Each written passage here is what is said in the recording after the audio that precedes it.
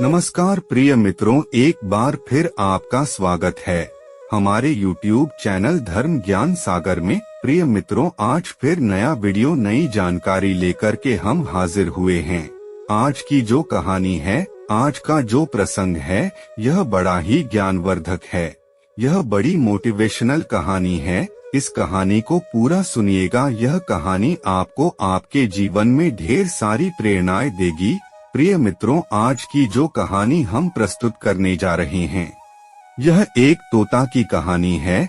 यह एक तोता की महाशिवरात्रि की कहानी है। इस कहानी का जिक्र शिव महापुराण में भी मिलता है, इसलिए यह कहानी बड़ी पवन और पवित्र है। देवों के देव महादेव कहते हैं कि जो मनुष्य इस कहानी को बड़े ध्यान से और बड़े गौर से सुनता है, उसके जीवन के सभी पाप नष्ट हो जाते हैं और उसके जीवन से सभी दुखों का नाश हो जाता है। जो बंदा इस कहानी को पूरी लगन से सुनता है, उस पर देवों के देव महादेव की असीम कृपा होती है। प्रिय मित्रों, फागुन के महीने में शिवरात्रि आती है और आज हम एक तोता की महाशिवरात्रि की पावन और पवित्र कहानी प्रस्तुत करने जा रहे हैं। यह कहानी इतनी बड़ी पावन पवित्र है कि जो लोग महाशिवरात्रि के व्रत करते हैं, उन लोगों के लिए यह कहानी कोई रामबाण से कम नहीं है। भोलेनाथ का व्रत करने वाले लोगों के लिए यह कहानी किसी वरदान से कम नहीं है। उन लोगों को यह कहानी जरूर सुनना चाहिए। जो लोग सोमवार का व्रत करते हैं, उनको भी यह कहानी को जरूर सुनना चाहिए। जो लोग इस कहानी को सुनते हैं, उन पर महादेव की असीम कृपा होती है और साथ में मनुष्य को अच्छे कर्म करने के लिए यह कहानी प्रेरणा देती है। मनुष्य को अपने जीवन में सत्मार्ग पर चलने की प्रेरणा देती है। प्रिय मित्रों, कहानी शुरू करने से पहले जो लोग हमसे नए जुड़े हैं, वह हमारे चैनल को सब्सक्राइब करें, अच्छे कमेंट किया करें, बेल आइकन ऑन करना ना भूलें, ताकि हर आने वाले वीडियो का नोटिफिकेशन सबसे पहले आपको मिले और आप उसका फायदा उठा सके। शुरू करते हैं प्रिय मित्रों आज की यह प्यारी सी कहानी। ये प्यारा सा वीडियो। प्राचीन काल समय में एक नगर में एक सेठ और एक सेठानी रहते थे। उनके पास अन्य धन की कोई कमी नहीं थी, लेकिन वह लोग अपने जीवन में कभी भी कोई दान दक्षिणा, कोई धर्म पुण्य का काम नहीं किया करते थे। उनके जीवन में उन्होंने कभी भी धर्म पुण्य का काम नहीं किया। उनके जीवन में उन्होंने कभी भी किसी को भिक्षा नहीं दी, किसी को दान नहीं दिया और उनका कोई खाने वाला भी नहीं था। उनकी कोई संतान भी नहीं थी। जिस जगह पर उस सेठ का हवेली था, उसी के पास में एक वट वृक्ष था और उस वट वृक्ष में एक तोता का जोड़ा रहा करता था। कौवे ने अपना घोंसला बना रखा था। कौवे के दो छोटे छोटे बच्चे थे। तोता रोज नगर में दाना पानी चुगने के लिए जाता और दाना पानी चुगने के बाद वापस अपने घोंसले में आता और अपने बच्चों को खिलाता। तोता रोज नगर में जाता और दाना पानी चुगने के बाद वापस अपने घोंसले में आ जाता और अपने बच्चों को दाना खिलाता। तोता रोज उस सेठ के हवेली पर भी जाया करता था, लेकिन वहाँ पर उसको एक भी दाना नहीं मिला करता था और तोता वहाँ से आगे चला जाता। जब तोता अपने मन में यह सोचने लगता है कि पूरे नगर में सबसे बड़ी हवेली इसी सेठ का है और बहुत धनी व्यक्ति है, लेकिन फिर भी यह कभी किसी को दान नहीं देता, कभी किसी भिक्षु को भिक्षा नहीं देता, कभी कोई धर्म का काम नहीं करता है, कभी कोई मंदिर में सहयोग नहीं करता है, कभी किसी असहाय व्यक्ति की सहायता नहीं करता है, कभी किसी असहाय जीव जंतु की सहायता नहीं करता है, ना ही कभी पक्षियों को यह दाना डालता है। यह सेठ तो बड़ा कंजूस है। प्रिय मित्रों, एक दिन तोता सुबह के वक्त अपने घोंसले से उड़कर और उस सेठ के हवेली पर जा बैठता है। जब वह तोता सेठ के हवेली पर जाकर बैठता है, तो सेठ और सेठानी बात कर रहे थे। सेठानी अपने पति से कह रही थी कि सेठ जी, हमारे पास इतनी धन दौलत है, इतनी संपत्ति है, पूरे नगर वाले हमें नगर सेठ कहते हैं। हमारे पास धन की कोई कमी नहीं है, लेकिन इस धन का हम क्या करें? हमारा कोई वारिस नहीं है, कोई पुत्र नहीं है, इस धन को खाने वाला कौन होगा? तब सेठ अपनी सेठानी से कहता है कि सेठानी, अब इसमें मेरा क्या कसूर है? हमारा नसीब ही कुछ ऐसा है। हो सकता है कि हमारे नसीब में पुत्र प्राप्ति नहीं है, पुत्र धन की प्राप्ति नहीं है। सेठ और कहता है कि जब तक हम जिएंगे तब तक इस धन को खा लेंगे, उसके बाद जिसके नसीब में होगा वह इस संपत्ति को खाएगा। प्रिय मित्रों, दोनों पति पत्नी इस तरह की बातें करते हैं और वह तोता बड़े ध्यान से सुनने लगता है। वह तोता सेठ और सेठानी की बात सुनने के बाद वहां से उड़कर आगे चला जाता है और अपना दाना पानी चुगने के बाद वापस अपने घोंसले में चला जाता है। अब तोता रोज उस सेठ के हवेली में जाने लगा और उनकी पूरी बात सुनने लगा। सेठ की जो घरवाली थी सेठानी, वह बड़े अच्छे स्वभाव की थी। प्रिय मित्रों, उसके दिल में दया धर्म भी था। जब सेठानी रोज उस कौवे को देखती हैं, तो धीरे धीरे सेठानी को उस तोता से लगाव हो जाता है।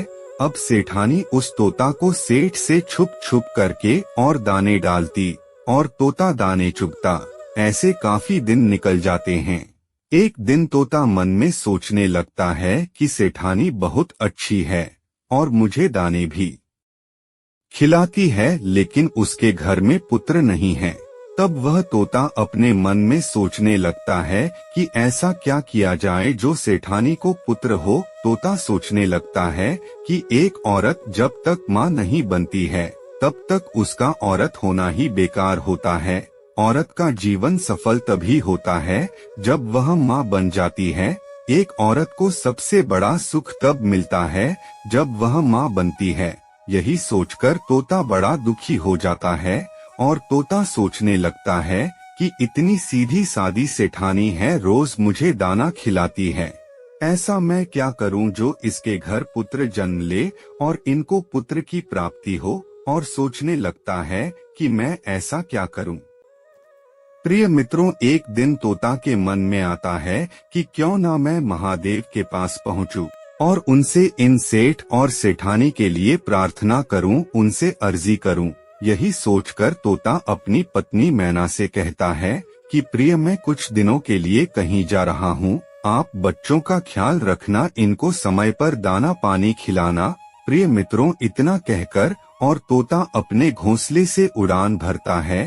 तोता उड़ता हुआ जाता है, रात दिन उड़ता है, बड़ा परिश्रम करता है, भूखा प्यासा उड़ता रहता है और उड़ता उड़ता अंत में वह कैलाश पर्वत पर पहुंच जाता है, जहां पर देवों के देव महादेव और माता पार्वती थे। तोता उड़ता हुआ जाकर के और माता पार्वती के चरणों में पड़ जाता है और जैसे ही माता पार्वती के चरणों में जाकर तोता बैठता है तो तोता बेहोश हो जाता है। प्रिय मित्रों, माता पार्वती तोता को अपने हाथों में उठा लेती हैं और कौवे को होश में लाती हैं और कौवे से कहती हैं कि तोता, तुम कहाँ से आए हो हे पुत्र, तुम बड़े परेशान लग रहे हो। तब तोता माता पार्वती से कहता है कि मैया, मैं बहुत दुखी हूँ और बड़ी दूर से आया हूँ। मैं अपने दुख के लिए दुखी नहीं हूँ, किसी और के दुख के लिए बड़ा दुखी हूँ। तब माता पार्वती कहती हैं कि पुत्र, आप मुझे स्पष्ट बताइए, बात क्या है, उसको खुलकर बताइए। प्रिय मित्रों, तब तोता कहता है कि मैया, जहाँ मैं रहता हूँ वहाँ पर एक सेठ और सेठानी रहते हैं, उनका कोई पुत्र नहीं है और वह सेठानी मैया बड़ी भोली है, उनको एक पुत्र दे दीजिए। तोता इतनी बात माता पार्वती से कहता है और फिर से बेहोश हो जाता है। माँ पार्वती फिर से उस तोता को होश में लाने की कोशिश करती हैं। काफी देर बाद तोता फिर से होश में आ जाता है। प्रिय मित्रों, तब माता पार्वती उस तोता को कुछ दाना पानी खिलाती हैं और तोता से कहती हैं कि पुत्र, तुम चिंता ना करो, थोड़ी देर में महादेव यान से उठेंगे, उसके बाद हम महादेव से बात करेंगे।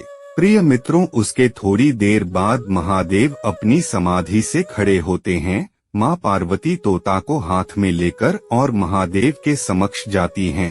और महादेव से कहती हैं कि प्रभु फला नगर में सेठ और सेठानी रहते हैं, क्या उनके नसीब में कोई पुत्र है या नहीं। तब महादेव ध्यान लगा कर के देखते हैं और कहते हैं कि पार्वती उनके नसीब में कोई पुत्र नहीं है।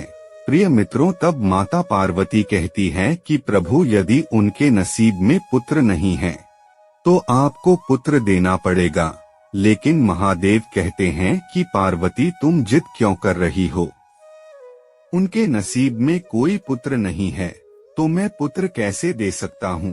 प्रिय मित्रों, लेकिन माता पार्वती जिद करती हैं और कहती हैं कि हे प्रभु, यह तोता बड़े दूर से आया है और यह आशा करके आया है कि हम इसकी सहायता करेंगे।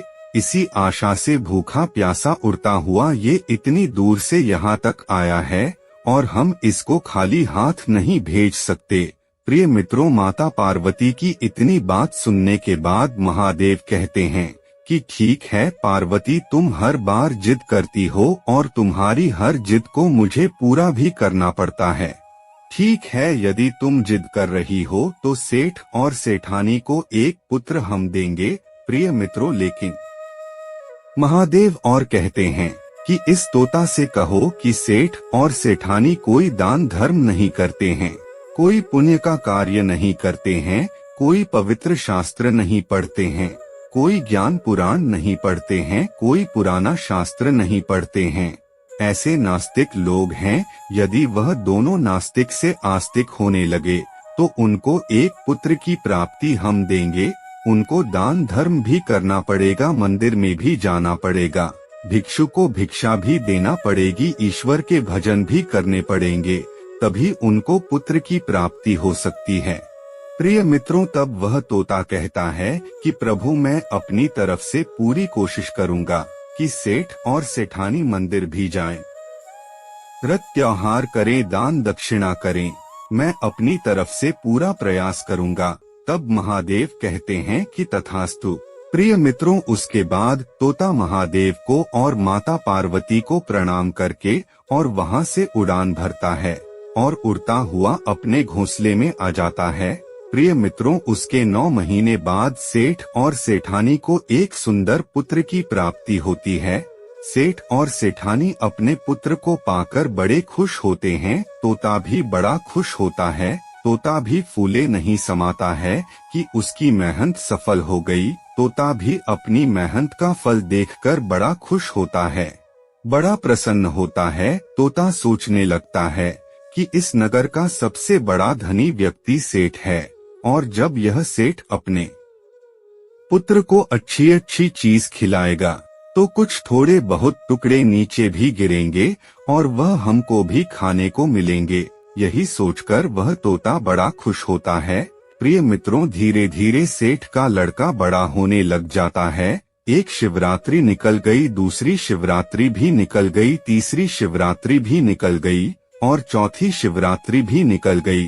प्रिय मित्रों, 5वीं जब शिवरात्रि आने को होती है तब वह तोता बड़ा चिंतित होता है, बड़ा दुखी होता है।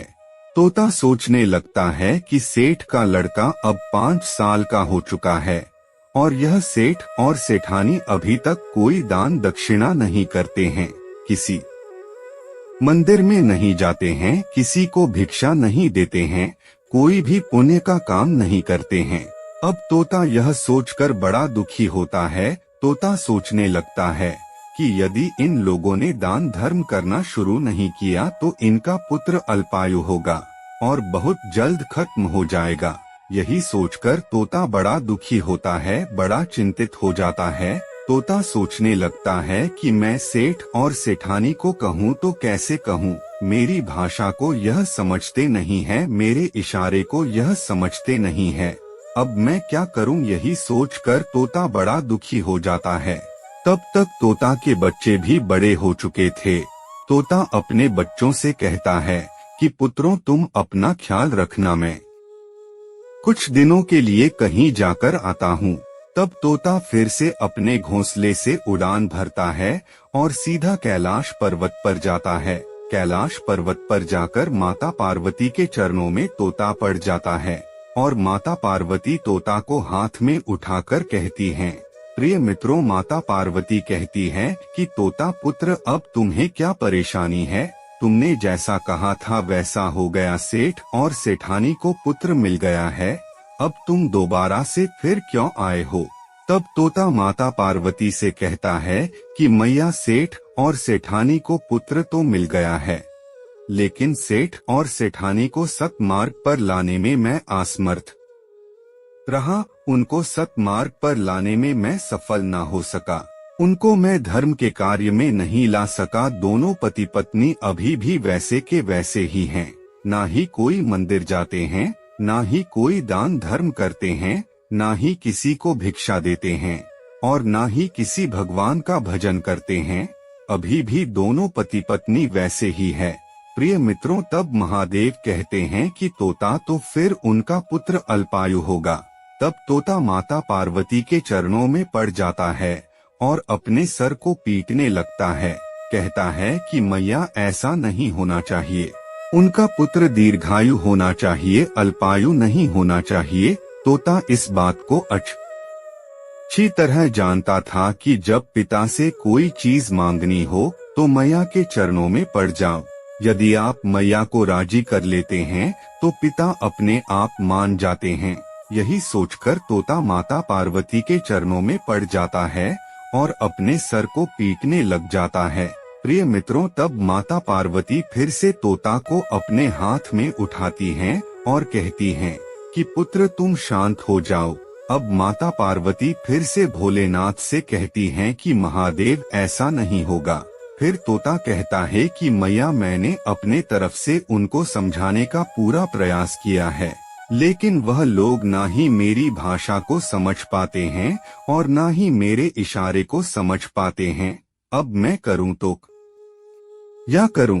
प्रिय मित्रों, तब तोता कहता है कि माता, आप और भोले बाबा दोनों यदि वहां जाकर सेठ और सेठानी को सतमार्ग पर लाएं तो बहुत अच्छा होगा।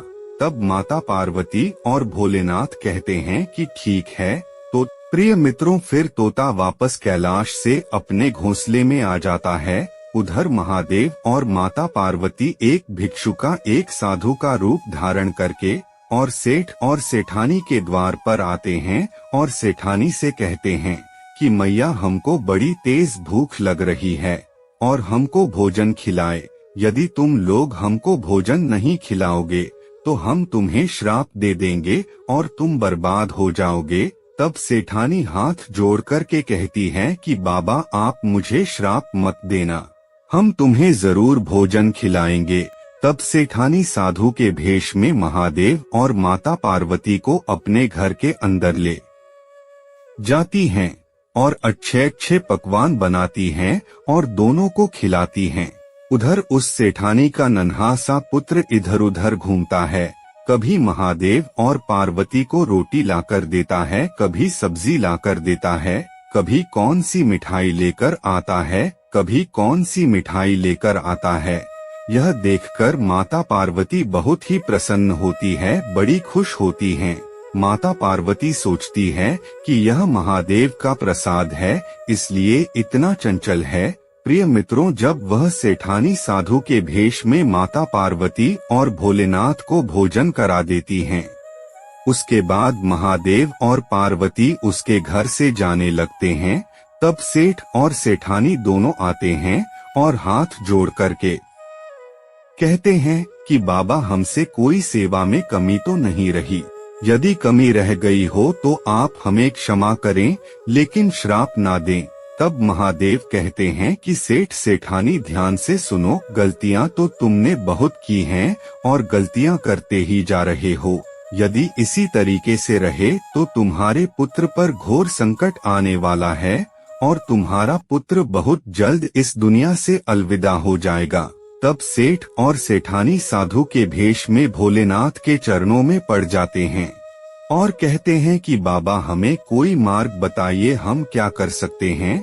अब बुढ़ापे में जाकर हमें पुत्र प्राप्त हुआ है और हम इस पुत्र को अब खोना नहीं चाहते हैं। तब महादेव कहते हैं कि खड़े हो जाओ और ध्यान से सुनो। आज के बाद यदि तुम्हारे द्वार पर कोई भी आता है, तो वह खाली हाथ नहीं जाना चाहिए। दान धर्म करो, तालाब खुदवाओ, लोगों की सहायता करो, परेशान जीव जंतुओं की सहायता करो, धर्म पुण्य करो और महाशिवरात्रि का व्रत करो, ईश्वर की भक्ति करो, ईश्वर का भजन करो। प्रिय मित्रों, महादेव इतनी बात कहते हैं, तब दोनों पति पत्नी हाथ जोड़कर और महादेव के चरणों में पड़ जाते हैं और कहते हैं कि बाबा हम ऐसा ही करेंगे। और सेठ और सेठानी से महादेव कहते हैं कि तुम्हारे घर में जो यह पुत्र खेल रहा है, यह तुम्हारी मेहनत से नहीं, तुम्हारे नसीब में नहीं था। यह एक तोता की मेहनत है जो तुम्हारे यहाँ से उड़कर के कैलाश तक पहुँचा था। और कैलाश तक जाने के बाद महादेव और पार्वती से अर्जी करके विनती करके यह पुत्र मांगा है। यह उसकी भक्ति का फल है जो तुम्हारे घर में आज एक नन्हा सा पुत्र खेल रहा है। प्रिय मित्रों, तब सेठ और सेठानी कहते हैं कि बाबा वह तोता कौन सा है। तब वह तोता वहाँ आता है और महादेव और माता पार्वती को प्रणाम करता है। प्रिय मित्रों, यह दिन महाशिवरात्रि का था, जिस दिन महादेव और माता पार्वती सेठ और सेठानी के हवेली आए। सेठ और सेठानी के हवेली में माता पार्वती और भोलेनाथ अपना पूर्ण रूप धारण करते हैं और सेठ और सेठानी को दर्शन देते हैं और तोता की शिवरात्रि सफल होती है। अब बड़े धूमधाम से सेठ सेठानी महाशिवरात्रि मनाते हैं और महाशिवरात्रि का व्रत करते हैं और साथ में तोता भी व्रत करता है और देवों के देव महादेव के दर्शन पाकर वह तृप्त हो जाते हैं। उनकी महाशिवरात्रि सफल हो जाती है। जो लोग महाशिवरात्रि का व्रत करते हैं, उन लोगों पर देवों के देव महादेव की ऐसी ही कृपा रहे जैसी सेठ और सेठानी पर रही और तोता पर रही। प्रिय मित्रों, आज की कहानी यहाँ समाप्त होती है। हम उम्मीद करते हैं कि यह कहानी आपको पसंद आई होगी और आप इस कहानी से आप ढेर सारी प्रेरणाएं लेंगे। मिलते हैं अगली ज्ञान चर्चा के साथ अगले वीडियो में। तब तक के लिए नमस्कार, धन्यवाद।